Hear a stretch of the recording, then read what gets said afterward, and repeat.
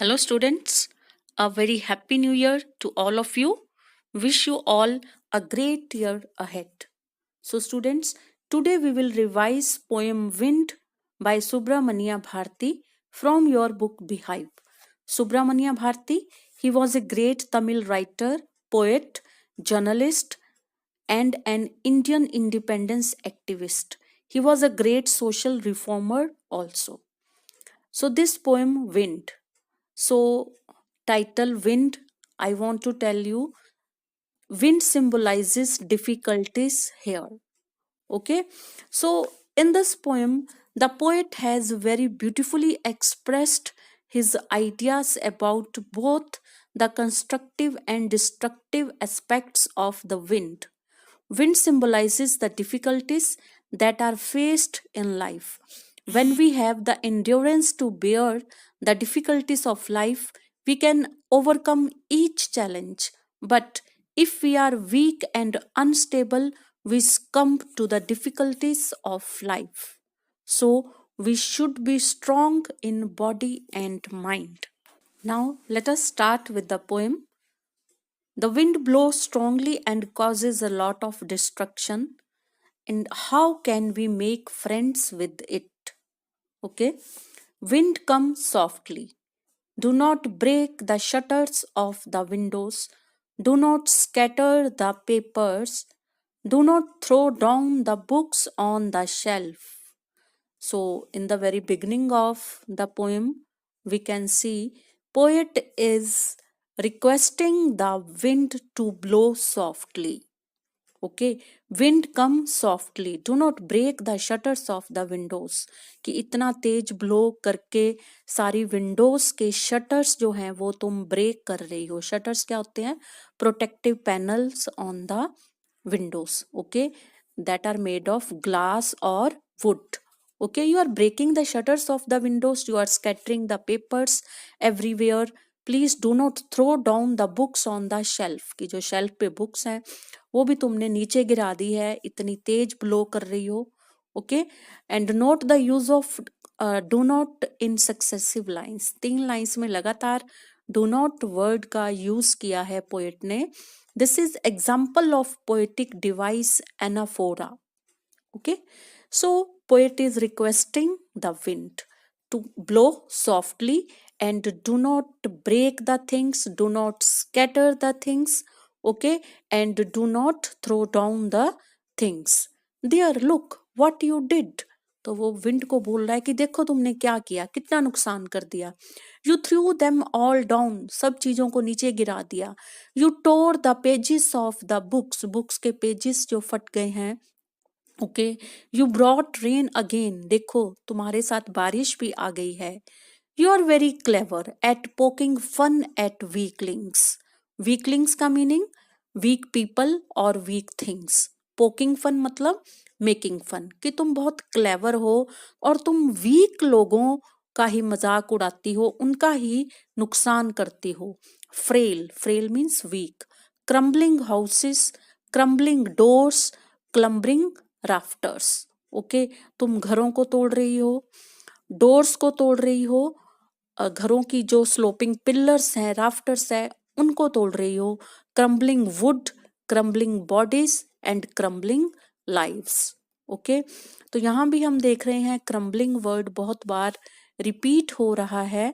ठीक है, this is example of anaphora again. And crumbling hearts, इतना नुकसान कर रही हो, तो इसका जो इफेक्ट है वो ह्यूमन बींग्स पे भी पड़ता है. Crumbling lives, crumbling hearts, you are destroying lives of human beings and thus breaking their hearts. Next, the wind god winnows and crushes them all. The wind god winnows. Note the use of poetic device alliteration here. Wind and winnows. Both the words are starting with the same consonant letter W.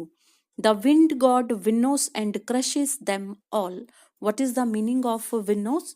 Winnows means a separating process in which light-weighted chaff is separated from the grains by blowing strong air through them. जो छांटी करते हैं, ठीक है, तो यहाँ पे जो wind God है वो किसकी छांटी कर रही है, किसको सेपरेट कर रही है, to separate weak people from strong people. जो वीक थिंग्स हैं वो जल्दी अफेक्टेड हो रही हैं विंड की स्ट्रेंथ से, ओके, और जो स्ट्रॉन्ग चीजें हैं वो जल्दी अफेक्ट नहीं होंगी। So the wind god winnows and crushes them all, okay, separate करती है वो वीक चीजों को और उनको क्रश कर देती है, उनको डिस्ट्रॉय कर देती है।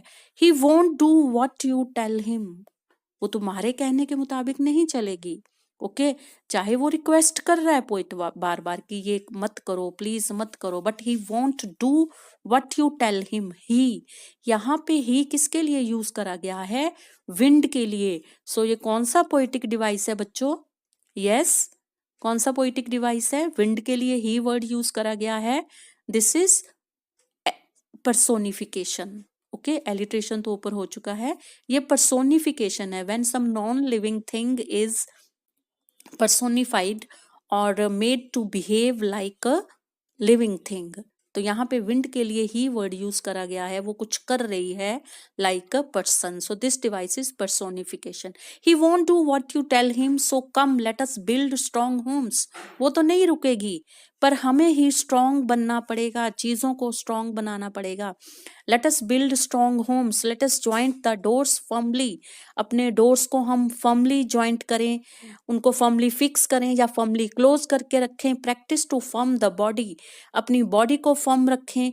Make the heart steadfast, steadfast means firm and determined, हमें अपने हार्ट्स को भी फर्म, स्ट्रॉन्ग और डिटरमाइंड रखना होगा, okay. Do this and the wind will be friends with us, अगर हम ऐसा करेंगे तो विंड है वो हमारी फ्रेंड बन जाएगी, मतलब वो हमें कोई नुकसान नहीं पहुंचाएगी। तो यहाँ पे पोइट कहना क्या चाह रहा है कि to face the challenges of our life we must be strong enough in body and mind, हमारा बॉडी और हमारा माइंड दोनों ही इतने स्ट्रॉन्ग होने चाहिए, जो लाइफ में हमें चैलेंजेस आते हैं, स्ट्रगल्स आती हैं, ठीक है, जो भी ट्रबल्स आती हैं हमें उनको बोल्डली फेस करना आना चाहिए, okay. The wind blows out weak fires, जो वीक फायर्स होती हैं विंड उनको बहुत इजीली ब्लो आउट कर देती है, बुझा देती है। Note the use of alliteration again here, wind and weak. He make strong fires roar and flourish, ठीक है, फायर्स फ्लरिश, एलिट्रेशन, ओके। तो जो स्ट्रॉन्ग फायर्स होती हैं उनको और भी ज्यादा ये फ्लरिश करती हैं, और भी ज्यादा ऐसी फायर्स रोर करती है, ओके। तो जो स्ट्रॉन्ग फायर होती है उनको और भी ज्यादा ये फ्लरिश करती है।